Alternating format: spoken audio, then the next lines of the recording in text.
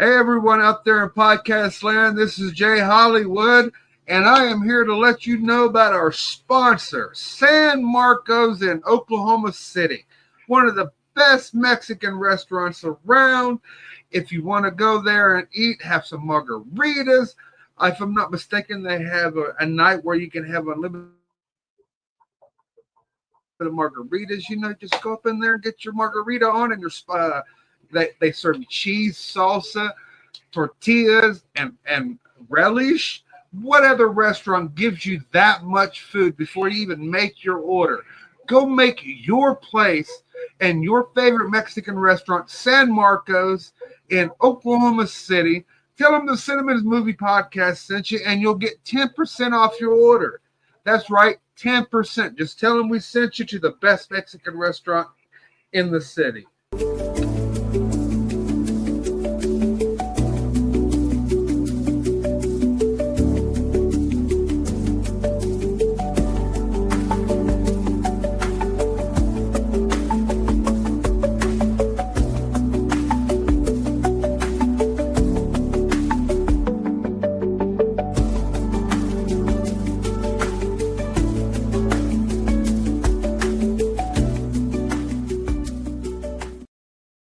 Podcast.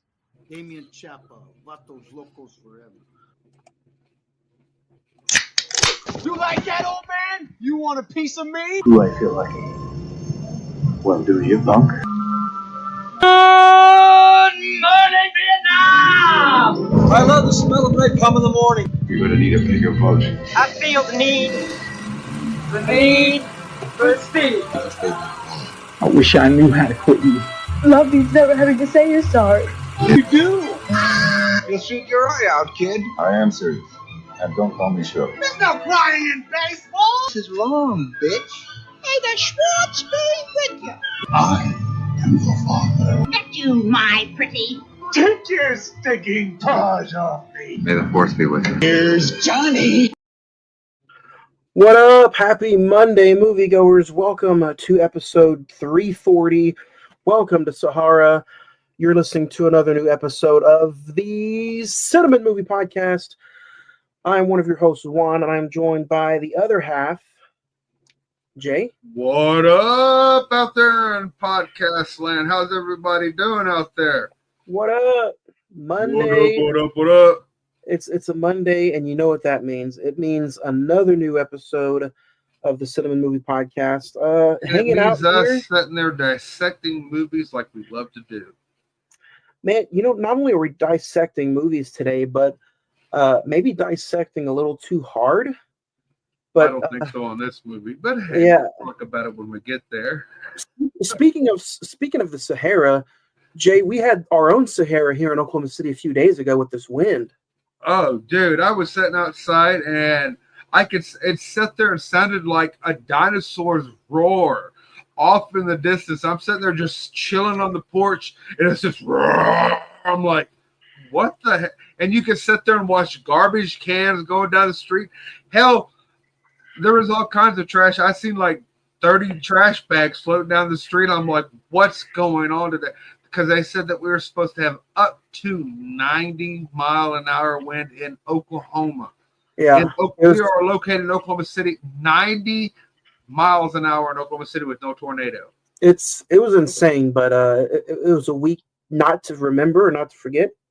But I was thinking about it, I'm like, what a way to promote this movie this weekend with us talking about the weather and Sahara. And man, they must have been in a real life desert storm when they were going through this movie, because it wiped out. From what I understand, it wiped out everybody's story arc in this movie. From what I understand on the filming of this movie, it was a pain in the ass times 1,000.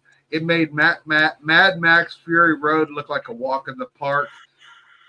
If you guys want to check out what we talked about last week, me and Zach had a conversation all about I Love You, Beth Cooper. Go check that out wherever you listen to podcasts at. The link is in right here in the social medias. If you're listening out in podcast land, it's facebook.com/the Cine-Men Movie Podcast. The Instagram is all one word, Cine-Men Movie Podcast. The X, formerly known as Twitter, is at Cine-Men405. Or you can email us. Just send us an old-fashioned email. You got mail. CINEMEN921 at gmail.com. That's Cine-Men921 at gmail.com. There you can find all of our links to past episodes. Go check out the archives. And listen last week as me and Zach talked about I Love You, Beth Cooper. This week is Sahara. But before we get to that, Jay, do you have any? We're continuing the reconnaissance, right? This is what this movie. Yes. Yeah, the reconnaissance. Yeah, we'll get to that later. But as far as recent watches, is that what we're getting into? Technically, you chose this movie, so just remember that. I did, and we'll get to that when we review it. And I'll discuss my infinity to sit there and just like try to sit there and like, you don't like me unless you choose this movie. Yeah. Story. So, what about what you check out this week? My recent watches have been, I went through the entire, I stopped at Superman Returns. I didn't watch Batman, Superman, blah, blah, blah. Going to the Zack Snyder DC universe. I stopped. Gross. I don't mind them. I'm a big comic book nerd. I don't mind them. So they don't bother me any. They have their flaws, but I don't mind them. But I went through Superman 1 through 4 of the originals, and then I went through Superman Returns, and I went through one special edition disc set that has over, I'd probably put it at about 30 hours. Yes, I said 30 hours of behind the scenes footage. It has an episode of the George Reeve Superman. That was 55 minutes. I watched that. It was him versus the Mole People.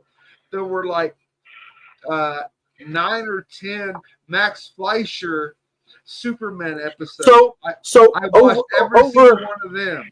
Okay, so overall, what do you think about the Superman movies? Like, you watched the first 4.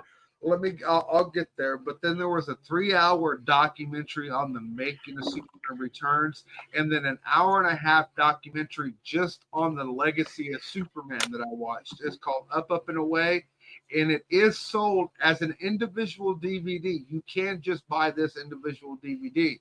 The rest of them come exclusive to this pack. Superman 1, loved it. Because I watched both versions. I watched the original and the special extended cut. I didn't watch the TV cut because that's 3 hours long, because that's not included on this disc set. But then I watched Superman 2 and the Richard Donner's cut of Superman 2. And Superman 2, the Richard Donner cut, way better. Way better, less comical, and just more serious, and it fits in with the tone of number 1. 3, I didn't mind 3. Richard Pryor grew on me in this movie.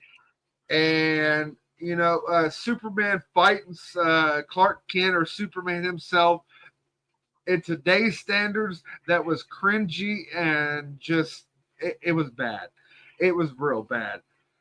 There are a lot of good parts of 3, but there are way more bad parts to 3.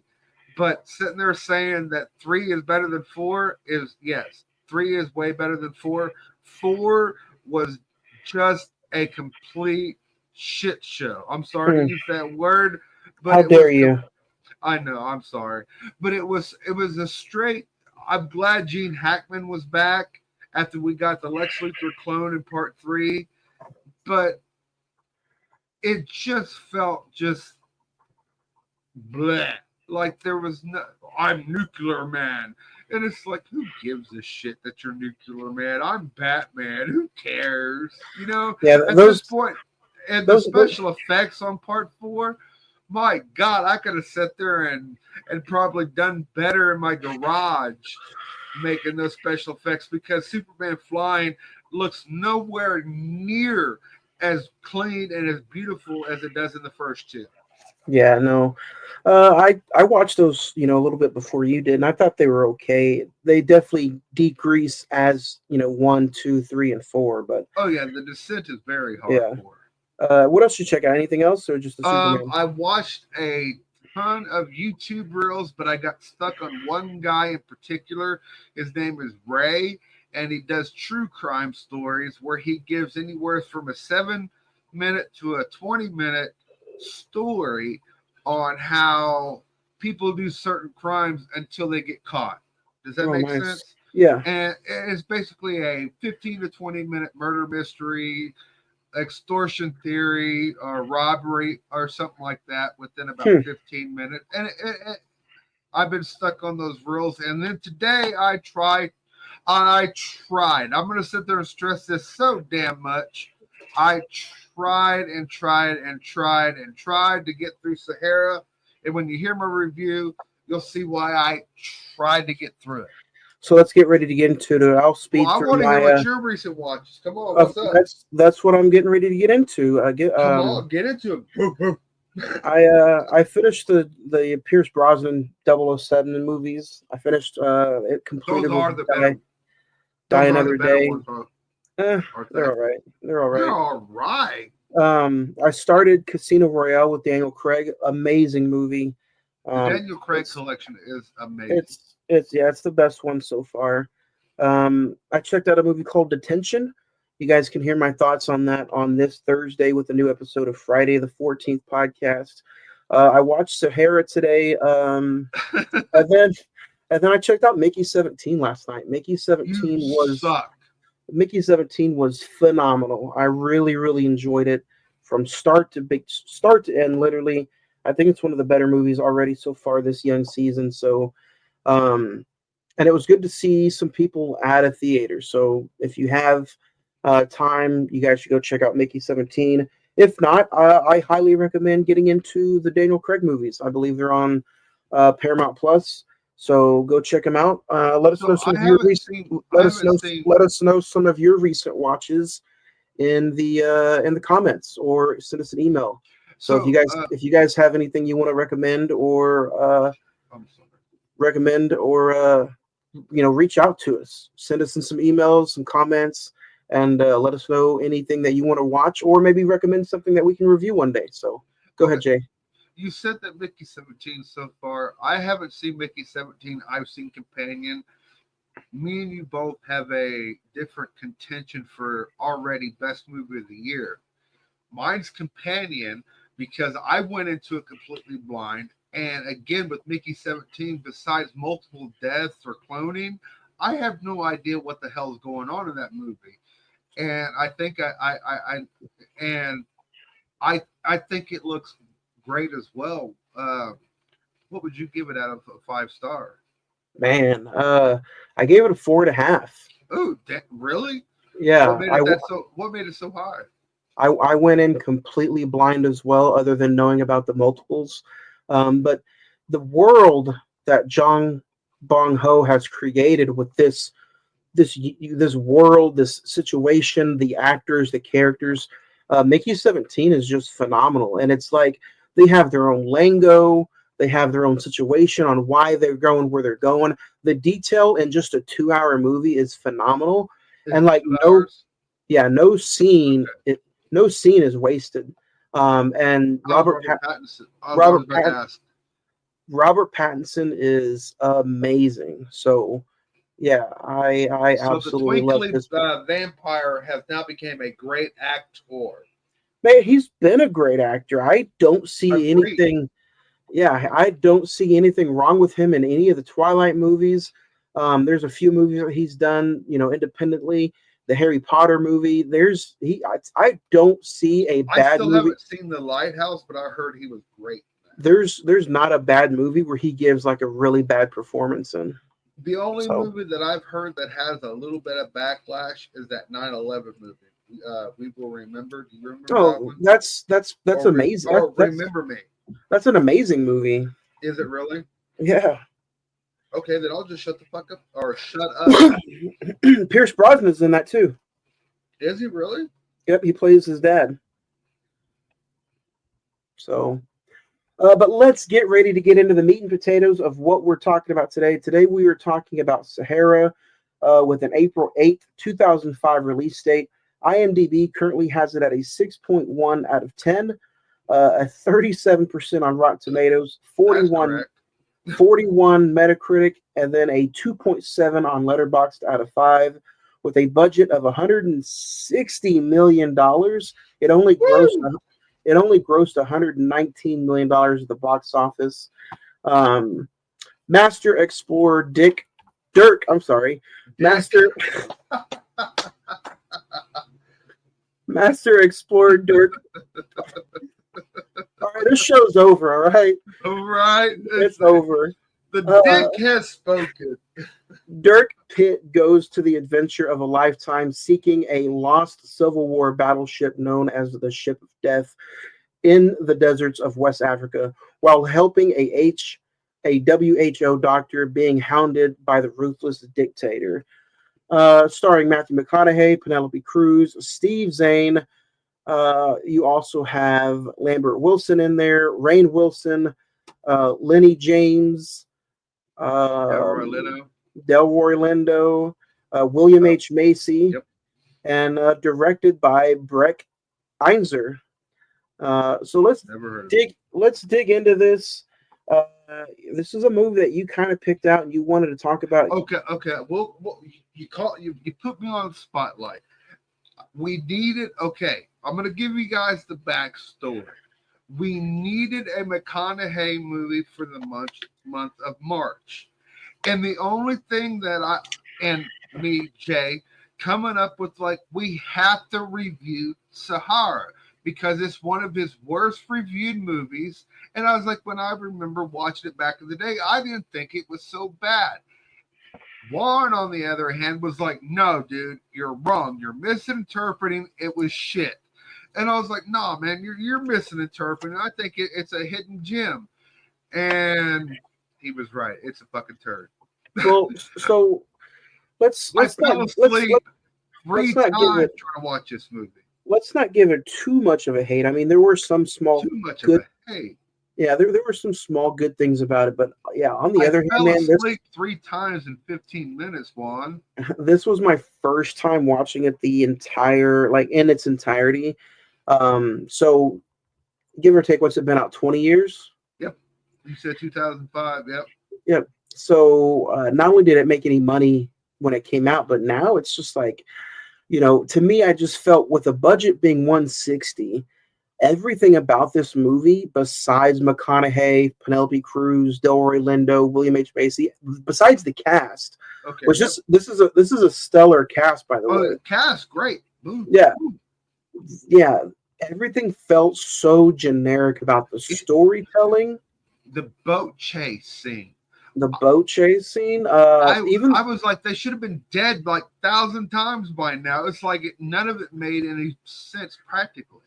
Yeah, even the score to me was just really generic. Really generic. Yeah. Don't get me wrong. I thought it was shot beautifully. It had No. I agree with you there. It had beautiful composition. It was on location. They shot in Africa. So the tone of the movies feels pretty good. It feels like a really good action flick.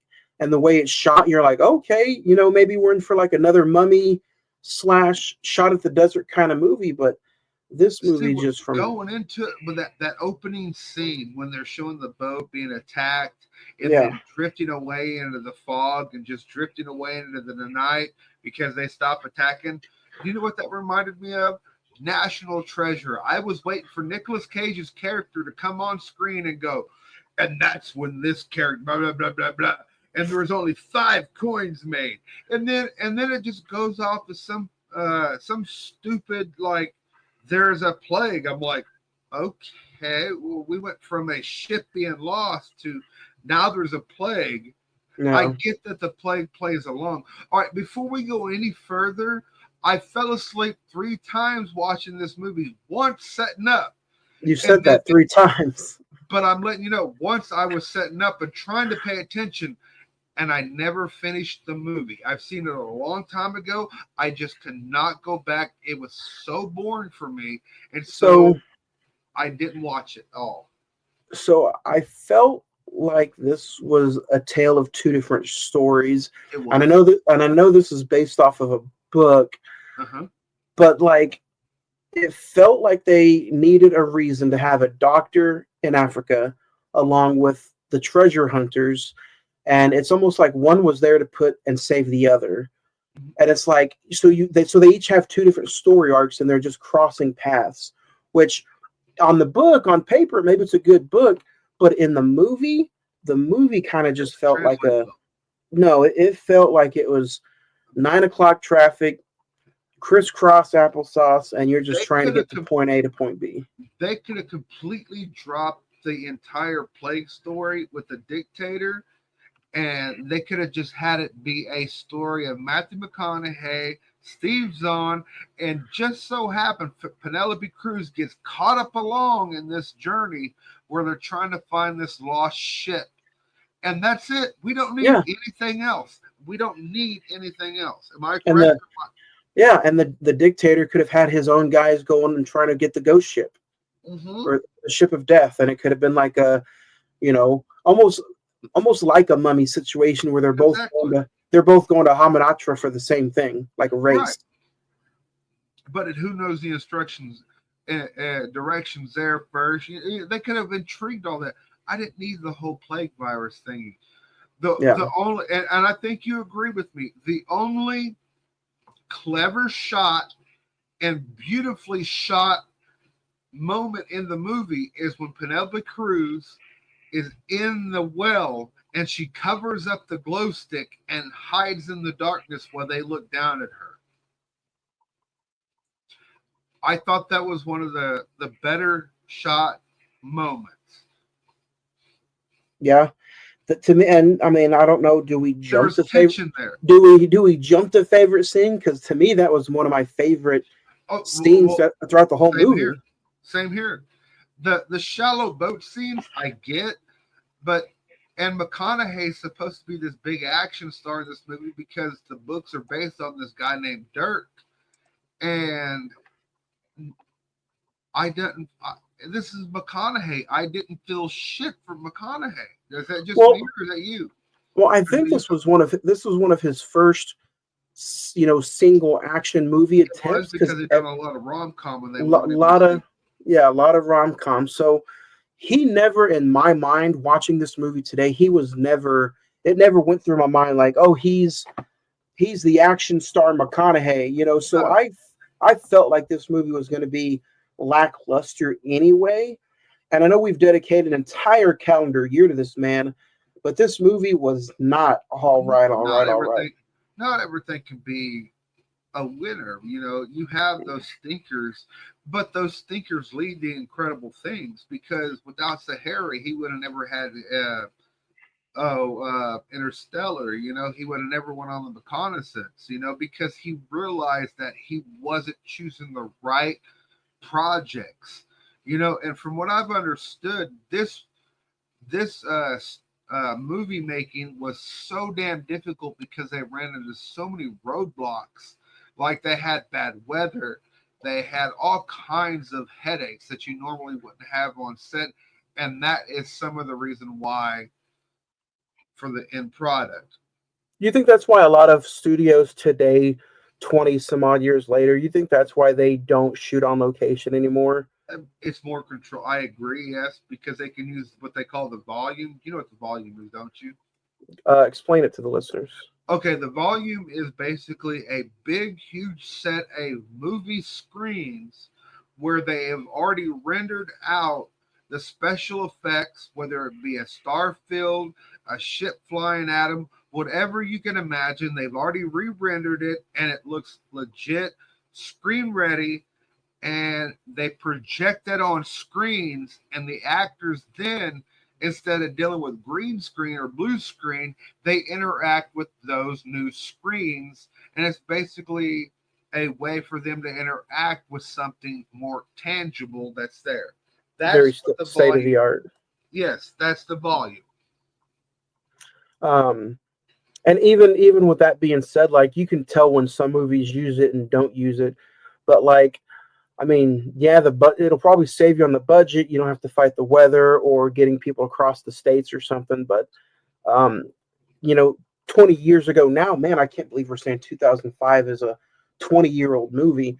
But 20 years ago, shooting, a movie on location has now turned Sahara into a movie that it's okay, but one of the big positives was they shot on location. Exactly, but it also falls in the same trappings that Mad Max Fury Road did. Mad Max Fury Road, it was scheduled to shoot for like a year and a half in South Africa, but it ended up being like 2.5 years because they kept getting stuck. And like, okay, before we go any further, tell me Penelope Cruz does not look like she works for who? That woman should not work for the Who at all. At all. She is way too gorgeous to work at Who. Well, now you're going down a whole nother road. Am I being misogynistic? That might be a different road we might have to take down on.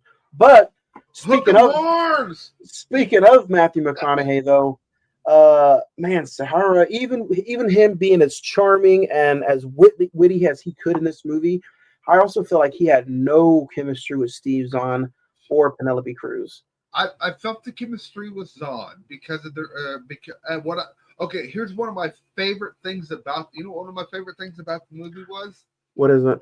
The opening after we got we got the scene with the battleship, right? You're talking about the scene where it shows them hanging out together. Well, not only that, it's the scene where they're sitting there scrolling through their apartment or house, wherever they live at, and they're showing pictures together. They're showing articles of like shipwrecks that they found, different things that they found, and it establishes a relationship, and it lets you know that they were in the military together. So that one lets you know they're good with firearms. They're good on their feet. Two, it lets you know that they're a very, very top, treasure hunter. And it also informs the audience. It delivers a lot of information. But after that, there's not much to go on. You have your moments between the two, but it seems like, at least from the part that I seen, they were separate the entire. Was it just me, or was they separate most of the time? Yeah, because they were trying to go off and do their own thing. Same thing with Penelope Cruz. They only have like a few leading scenes together where they're all three apart. Even though I don't think it helped it any. I think that it honestly might have been an improvement because all three of those people together with no chemistry, I mean, it's just going to create for a lackluster, overused scene, I think.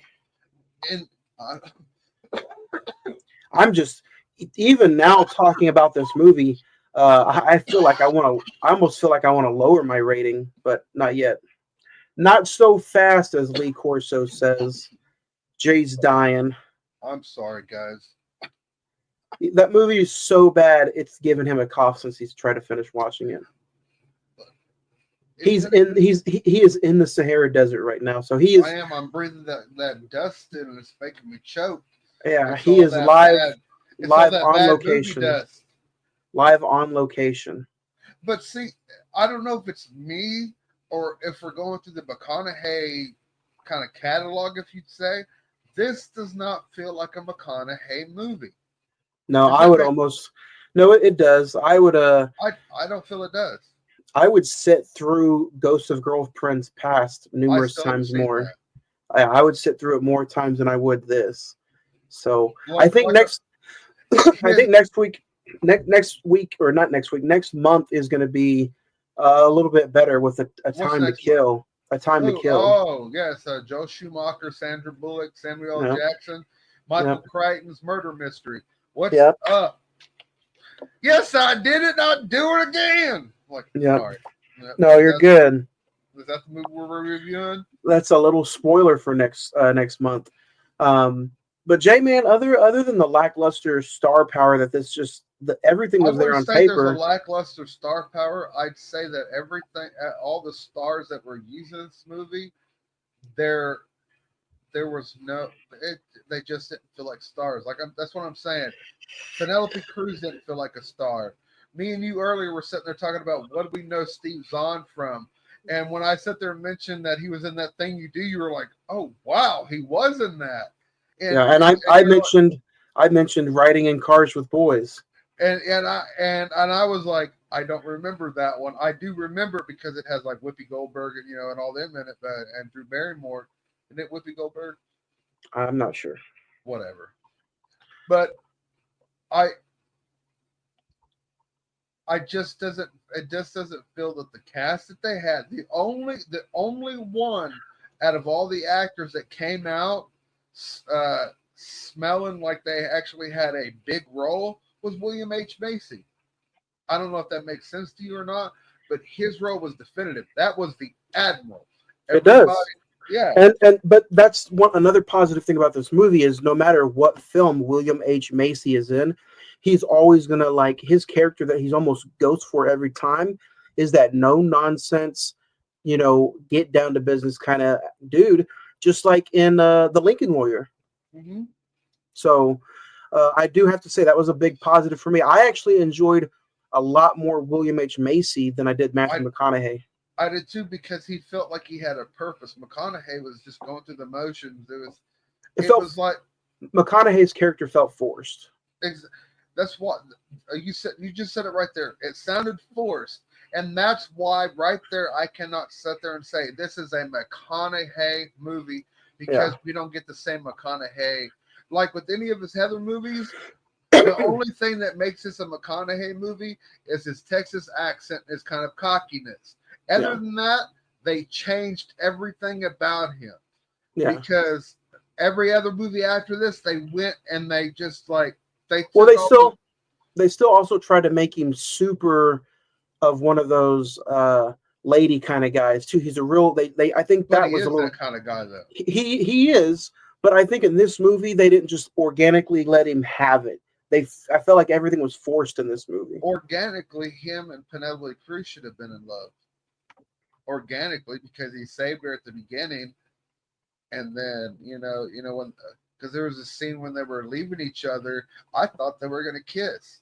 I legit thought they were going to kiss, and then they just like, well, I'll see you later. Then I'm like, whoa. They said the same thing. Yeah, the same thing at the end of the movie too. Yeah, it's like, what the hell? Like I said, I didn't see the last 40 minutes because I got bored with the movie because nothing made sense. Everything was just a cluster. It was scene after scene, in my opinion, a scene after scene of just stuff happening.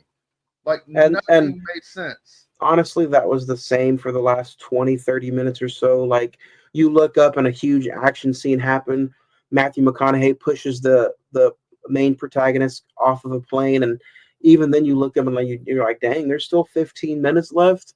And what's gonna happen from here? Yeah, and so the ending was, there a little predictable because you obviously know, but yeah, man, I just again, even with the creative action scenes that they wanted to put together, still was just not there. And for the speedboat chase was ridiculous. How many shots were fired at those boats and nobody was hit? Like they were using what are those 50 cal? They were using 50 cals, and those things were shooting those boats, and nobody was hit. It was like, what the hell's going on here? Stop.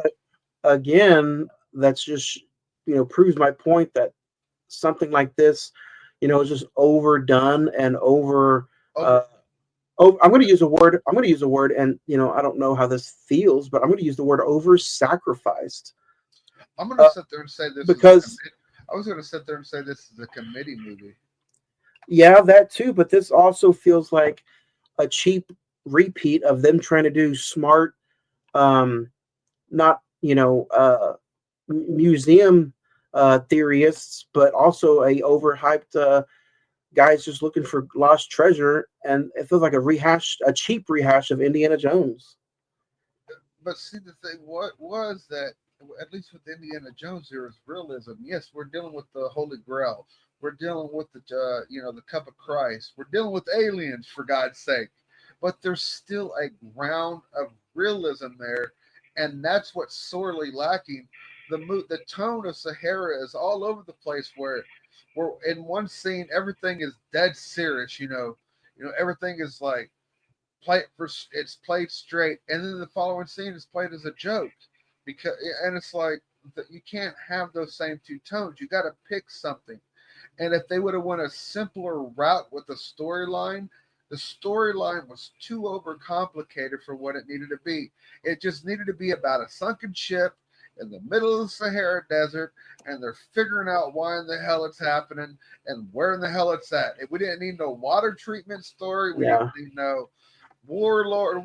We needed a villain, but the billionaire bad guy would have been plenty of a villain. We didn't. I don't even think we needed that. I think even if I know Delroy Lindo was like somebody on the fence about it, but I even think somebody like that being against them finding the treasure would have been perfect. Okay, too. There is a better movie in here if things are cut out. If that makes sense. Yeah, because this did not need to be 2 hours and 11 minutes. If there's about 30 minutes cut out and a few plot lines cut out, it would have been a great. It wanted to be the Mummy and National Treasure. What it ended up being was a complete mess. It was not what it aspired to be. So we already gave our favorite scenes. We can do star rating. If you guys have seen this movie, let us know in the comments, email, message, let us know. I'm going to give this movie a 2. And I think that's generous. After talking about it, I could almost go down to 1.5, but I think I'm still going to sit at a 2. And just know that I have no desire to ever watch this movie again. Is this one of your lowest McConaughey rated? Fool's Gold is up there. I have never seen that. What'd you rate that one? Probably a 1. Ooh, damn. That's pretty bad. So what about you? I'm gonna go a 1.5 just because I didn't finish it because it uninterested me. Like, this is the first time I've ever sat here on this podcast and been given a movie to watch and said, give me your opinion. And my opinion is cut short because I hated the fucking movie. I was just like, I'm done. I can't go through anymore. Because, like I've said before in the past, I'm a smoker. So I paused the movie. Here I think, oh, I got like 20 minutes left. And I pause it. It says 40 minutes left, and I'm like, nope, I'm good. I cannot sit through 40 more minutes of this dreadful shit. Speaking of 40 minutes, we're not going to let you guys listen to this any longer of us bashing Sahara. So, hell with it. We're going to go for another 2 hours. That 2 and 1.5. I'm surprised you even gave it a 1.5. If a movie is so boring to me, I'm not going to finish it. It may not even get a star. It may get like a 0.5. I had to at least give it a little bit because from what I did watch, there were certain things I didn't mind. Like I said, there were certain scenes I didn't mind. There were certain acting choices, but a lot of it was just. Are you all right there, sir? Had a little Chewbacca laugh come up on me. But like I said, I had some likes and I had a lot of dislikes, but. Would I rewatch this movie again? The answer is no. Should we recommend this movie? Yes. I'm just gonna. You know what? I'm just gonna. No. I'm a physical media lover. Don't do it, even though it sucks. You can sell it for $1. Yeah, I know. I'm just messing with you. But even if you're a McConaughey fan, add this to your list. It sucks, but it is. I'm not saying it's worth it. I'm just saying. Check it out at least once. Hey, you might like it. You never know. We could be wrong, we're could be right. Yeah, and you know what? We've been long on a lot of movies, and I think next week's episode is going to be a very good conversation because we're talking about The Substance next week, and we're moving days. If you guys watch us live on Monday nights, we are going to move to Tuesday starting next week. So next week, 7 p.m. March the 25th. It's the last episode of March since we're moving to Tuesdays. So next Tuesday, March 25th, we're going to talk The Substance. It was the Oscar that should have, could have, and probably would have given Demi Moore an Oscar win, but another actress had stolen it right from out from underneath her. I will sit there and say, since I have seen the other movie, that we'll save it for next week. Discuss it next week because that's going to be a great debate on whether Demi should have won or not. Or I don't know. I'll sit there and even say this before we get started. Margaret Haley, whatever the hell her name is, Quayle, she should have been nominated as well. I will leave it at that. On that, we will leave it at that. That's very good. Because she done more pulling sometimes than Demi did. We will discuss it next week when we talk an all new movie and an all new episode. Next week, Tuesday, 7 p.m. We review and talk about The Substance right here on the Cine-Men Movie Podcast. Y'all have a great evening.